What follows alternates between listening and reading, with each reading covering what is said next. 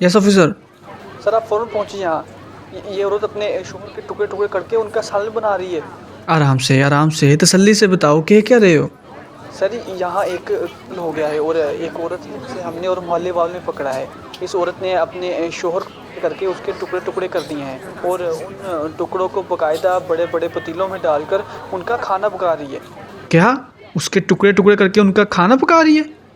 जी हाँ सर, उसका खाना बना रही है। बस आप जल्दी आएँ। हाँ, बस मैं पहुँच रहा हूँ 5 मिनट में।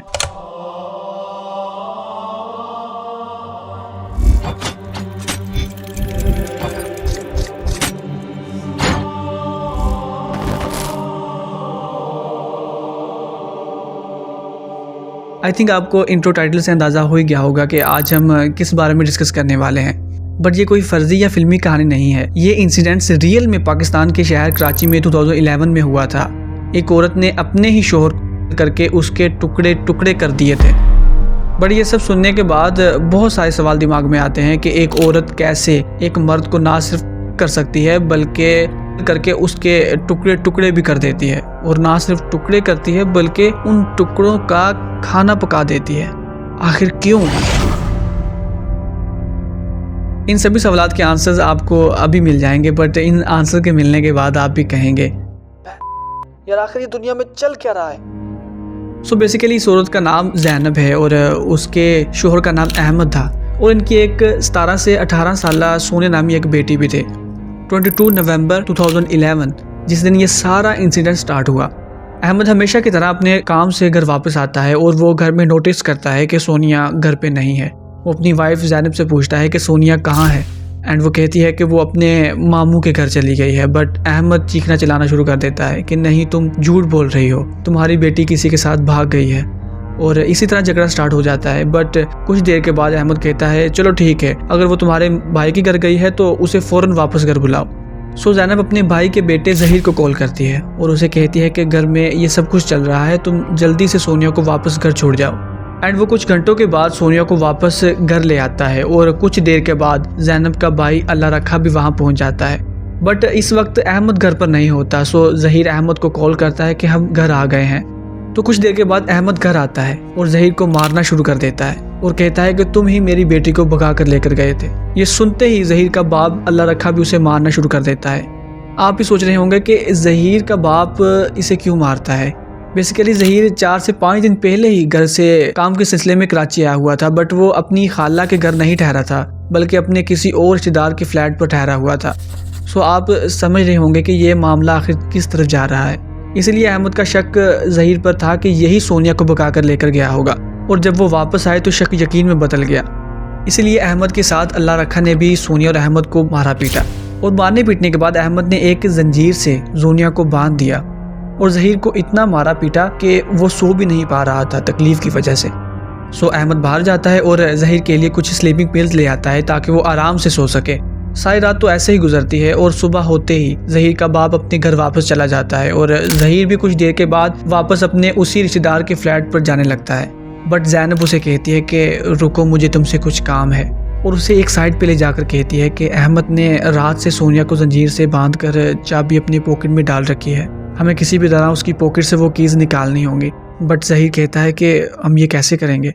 एंड देन ज़ैनब कहती है वो जो नींद की दवा अहमद रात को तुम्हारे लिए लेकर आया था, हम वो उसके खाने में मिला देंगे, और जब वो सो जाएगा तो कीज़ उसके पॉकेट से निकाल लेंगे। और फिर वो दोनों एज इट एज ऐसा ही करते हैं। अहमद के नाश्ते में वो सारी स्लीपिंग पिल्स मिला देते हैं जो वो रात को लेकर आया था।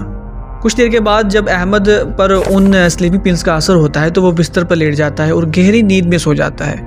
और यहीं पर ज़ैनब के दिमाग में एक शैतानी आइडिया आता है अहमद को मारने का, और वो ज़हीर को कहती है देखो बेटा, इसने सोनिया को भी मारा पीटा और तुम्हें भी, हमें इसे मारना ही होगा वरना ये ऐसे ही हम पर तशद्दुद करता रहेगा। ज़हीर यहाँ पर थोड़ा सा हिचकिचाता है, बट ज़ैनब कहती है कि तुम रुको, मैं रजब को भी बुला लेती हूँ। सो गाइज यहीं पर सस्पेंस आता है कि आखिर अब रजब कौन है। गाइज रजब वही दूर का रिश्तेदार है जिसके फ्लैट पर ज़हीर पिछले 4-5 दिन से ठहरा हुआ था। एक पुलिस इंटरव्यू में ज़हीर ने यह भी बताया था कि रजब का और उसकी खाला ज़ैनब का अफेयर चल रहा था,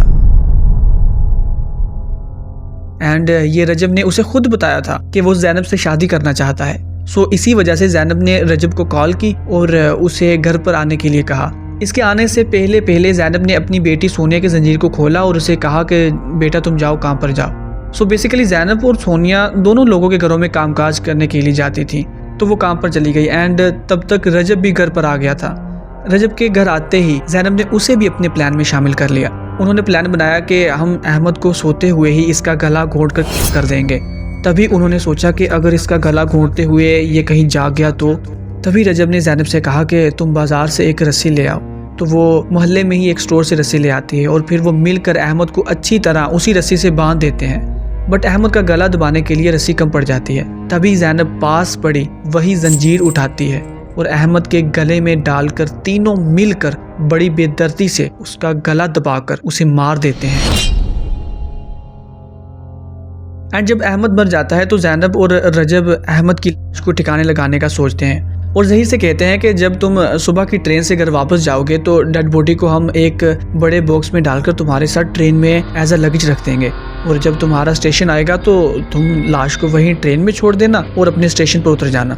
एंड वो भी सामने से एग्री हो जाता है। बट सारा दिन उन्हें कोई बड़ा बॉक्स लाश को पैक करने के लिए नहीं मिलता। आखिरकार रात हो जाती है। फिर वो सोचते हैं कि बॉक्स को सुबह ही कहीं ना कहीं से खरीद लेंगे। बट सारा दिन उन्हें कोई बड़ा बॉक्स नहीं मिलता अहमद की लाश को पैक करने के लिए। आखिरकार रात हो जाती है। फिर वो सोचते हैं कि बॉक्स को सुबह में कहीं ना कहीं से खरीद लेंगे। अभी के लिए वो लाश को वहीं घर की चारपाई के नीचे रख देते हैं और वो तीनों सोनिया को साथ लेकर रजब के फ्लैट पर चले जाते हैं रात गुजारने के लिए। 22 नवंबर 2011। सो जैसे ही अगली सुबह होती है तो वो सब वापस घर आने के लिए रवाना होते हैं और रास्ते में बहुत सारी शॉप से किसी बड़े बॉक्स का पूछते हैं लाश को छुपाने के लिए, पर उन्हें बॉक्स कहीं नहीं मिलते। वो वैसे ही घर वापस आ जाते हैं और जब घर पहुंचते हैं तो जैसे ही उस कमरे का दरवाज़ा खोलते हैं जिस कमरे में चारपाई के नीचे अहमद की लाश को रखा हुआ था, वहाँ से बेहद बदबू आना शुरू हो जाती है। सो अब इन तीनों की परेशानी और भी बढ़ जाती है कि ये बदबू तो पूरे मोहल्ले में फैल जाएगी और मोहल्ले वालों को शक हो जाएगा। तभी रजब के दिमाग में एक दरिंदाना सोच उभरती है एंड वो ज़ैनब से कहता है कि हम अहमद की लाश के छोटे छोटे टुकड़े करके मुख्तलिफ हैंड बैग्स में डालकर बाहर करीब ही किसी नाले में फेंक देंगे। I cannot guess how can such an evil thoughts come into their minds। यार मैं तो ये सोच भी नहीं सकता कि कोई आम शख्स अपने किसी अजीज के साथ ऐसा भी कर सकता है, क्योंकि ये लोग कोई प्रोफेशनल किलर्स नहीं थे कि इनके माइंड्स में ऐसे ऐसे इवल आइडियाज आ रहे थे। सो रजब ज़ैनब से कुछ हैंड बैग्स, नाइफ्स और इसकी हड्डियों के टुकड़े करने के लिए बोन ब्रेकर्स मंगवाता है और ज़ैनब खुद बाजार जाती है और ये सब खरीद कर लाती है और साथ में एक बड़ा चूल्हा भी लाती है। आपके माइंड में भी आ रहा होगा कि नाइफ और हैंड बैग्स का तो समझ में आता है, पर चूल्हा किस लिए वो लेकर आती है? To boil the pieces of the Ahmed's dead body. What the f guys, ये लोग कोई दिमाग से पागल नहीं थे कि बस ऐसे ही डेड बॉडी के पार्ट्स को बॉयल करने का सोच लिया। बेसिकली ये सोचते हैं कि लाश की स्मेल वैसे ही हर तरफ फैली हुई है और जब हम लाश के टुकड़े करेंगे तो स्मेल और भी ज़्यादा मोहल्ले में फैल जाएगी। सो हम ऐसा करते हैं कि लाश के कुछ पार्ट्स के पीसेस करके उन्हें बॉयल कर देंगे और उन पार्ट्स को बॉयल करते हुए उसमें कुछ हल्दी या मसाले वगैरह डाल देंगे और जब बॉयल हो जाएगा तो हम बाहर कहीं भी फेंक देंगे। और अगर बदबू के बारे में कोई पूछेगा तो कहेंगे हमने खाना बनाया था और वो खाना ख़राब हो गया था इसलिए स्मेल आ रही है। आई थिंक आप भी समझ पा रहे होंगे कि कैसा ईवल दिमाग है इनका। सो यहाँ तक तो इन्हें लगता है कि सब प्लान इनके मुताबिक ही हो जाएगा। रजब अहमद की डेड बॉडी के पीसेस करता है और उन पीसेस को मज़ीद छोटा करने के लिए ज़हीर को कहता है एंड वो उन पार्ट्स को और भी छोटा छोटा करना शुरू कर देता है। एंड ज़ैनब उन पीसेस को बड़े बड़े बर्तनों में डालकर उनमें पानी, मसाला जात वगैरह डालकर चूल्हे पर बॉयल होने के लिए रख देती है। सो यहीं पर वो वक्त आता है जहां इनका सारा इविल प्लान चौपट हो जाता है, क्योंकि वो जैसे ही डेड बॉडी के पीसेस को बॉयल करने के लिए स्टोव पर रखते हैं तो उन पीसेस में से बेतहाशा स्मेल आना स्टार्ट हो जाती है, जो कि पूरे घर में ही नहीं बल्कि पूरे मोहल्ले में फैल जाती है। बेसिकली ये लोग एक रेंट के मकान में फर्स्ट फ्लोर पर रहते थे और उनके सेकंड फ्लोर पर ही उनका लैंडलॉर्ड रहते थे।